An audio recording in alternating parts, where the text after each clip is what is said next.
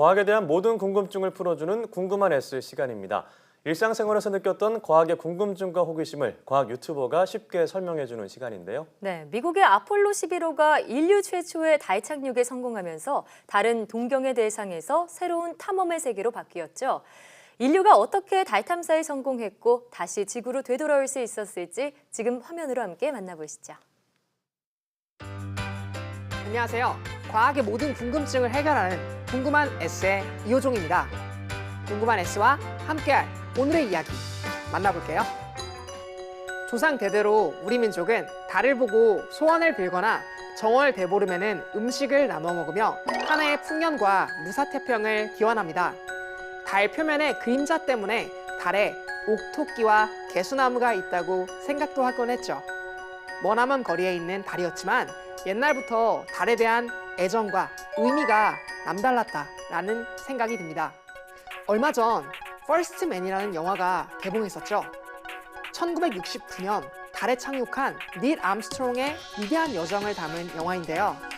달에 처음 착륙한 지 많은 시간이 흘렀지만 우리가 여전히 관심을 두고 있는 것은 달이라는 미지의 세계에 대한 호기심이겠죠.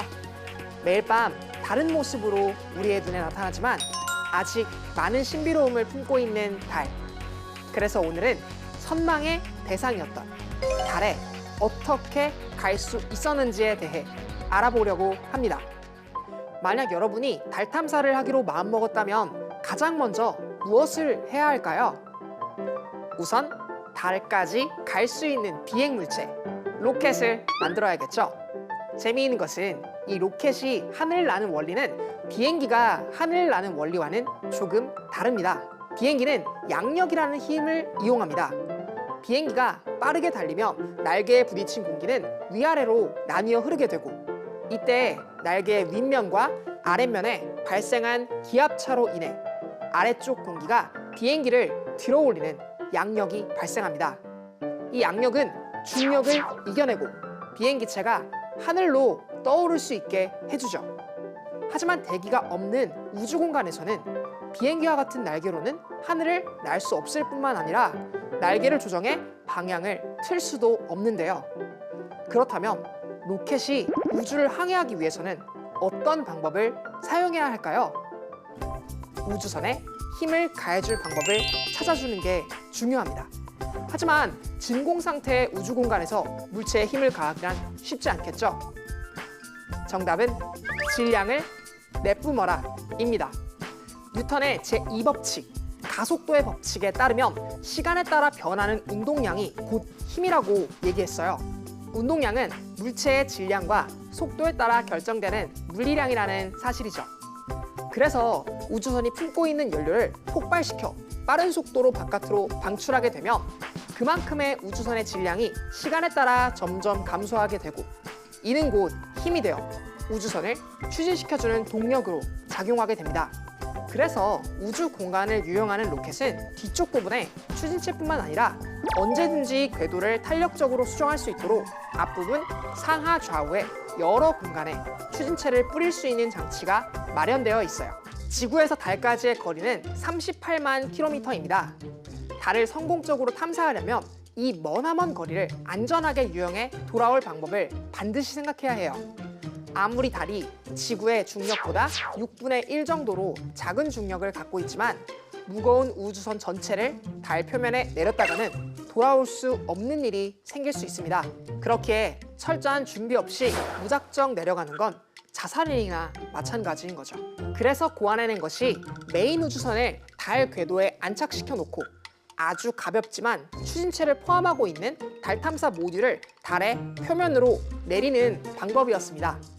그럼 지구로부터 출발한 우주선이 어떻게 달 탐사를 성공적으로 마무리하고 지구로 다시 귀환할 수 있는지에 대한 이야기를 함께 알아보도록 하죠.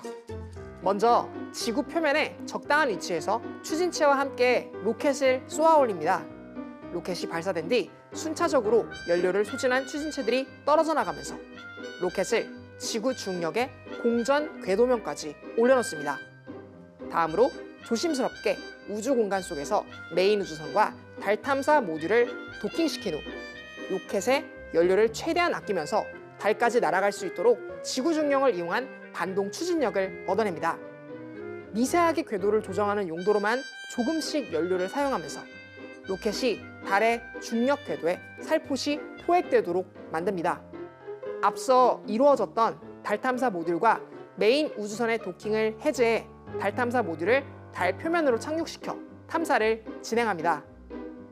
마지막으로 모든 임무를 마친 우주인과 탐사선이 메인 우주선까지 추진해서 날아오고 우주선과 도킹하여 필요한 수십 자루를 건네받은 뒤 지금까지 아껴놓았던 모든 연료를 이용해 이번에는 달의 중력을 이용한 반동 추진력을 얻어냅니다. 이로써 우주선은 성공적으로 지구 궤도로 돌아올 수 있게 되고 이러한 모든 과정이 아폴로 프로젝트, 바로 달 탐사 총 프로세스가 되는 것이랍니다. 달 표면 구덩이를 발견한 갈릴레오 갈릴레이 이후 360년 만에 지구 위에 외계의 천체에 첫 발을 내딛게 되는 영광의 순간을 맞이하게 된 것입니다. 한 인간에게 작은 발걸음이지만 인류에게는 위대한 도약입니다. 미국의 닐 암스트롱이 지난 1969년 인류 최초로 달을 밟으면서 한 말입니다. 1969년 7월 20일은 인류가 달에 첫 발을 내디딘 역사적 날로 기록되고 있습니다. 오늘 궁금한 S와 함께 인류가 어떻게 달에 갈 수 있었는지에 대해 알아봤습니다. 궁금증은 조금 풀리셨나요? 열악한 환경 속에서 인간의 한계에 도전하며 이뤄낸 값진 성과인 만큼 인류가 꼭 기억해야 할 위대한 업적이라는 생각이 듭니다. 그럼 궁금한 S는 이만 인사드릴게요. 과학에 대한 궁금증이 있다면 언제든 사이언스 투데이 페이스북에 댓글을 남겨주세요.